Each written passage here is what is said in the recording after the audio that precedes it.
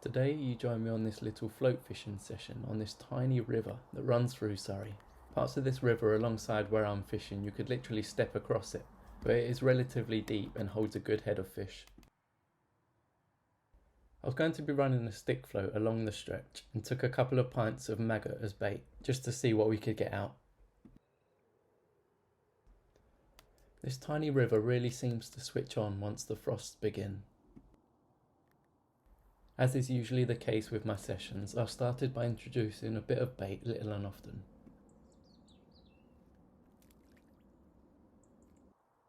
One of my favourite baits at the moment is a mix of blended corn mixed with ground bait and some hemp. This contains very little food source but really triggers the fish into feeding.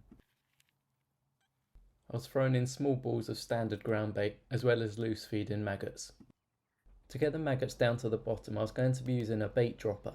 Barely anyone uses these now, but they're very clever devices.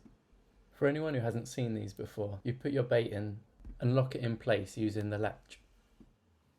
With your hook firmly fixed into the cork, as you lower it out, the weight hits the bottom, releasing the latch and depositing your bait on the bottom. The ideal way of bypassing any nuisance species on the way down. I dug my tiny Shimano Biomaster 1000 out the shed and paired it with my Darrant Valley 11-foot rod, giving me a perfect balanced lightweight setup.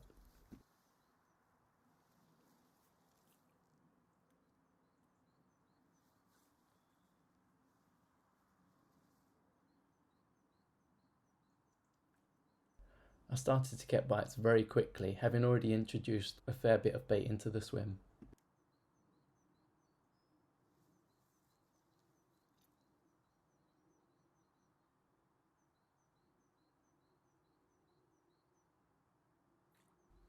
Connecting with my first fish and seeing a lovely hand-sized roach come up, I was really pleased to have got them going.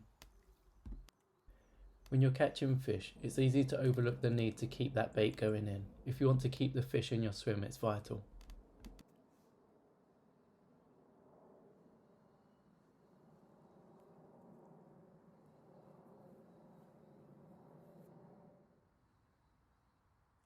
I continued to catch roach after roach with some lovely dace thrown in for good measure. When the weather turns cold, I much prefer this style of fishing than being sat behind motionless rods.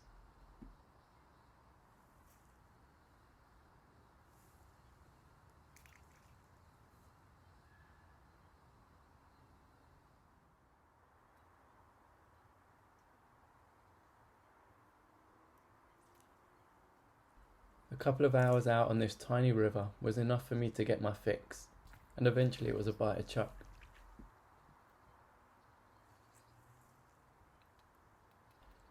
You don't have to stop fishing at this time of year. Layer up well, adapt to the conditions, and you could have a lovely bag of silvers like this.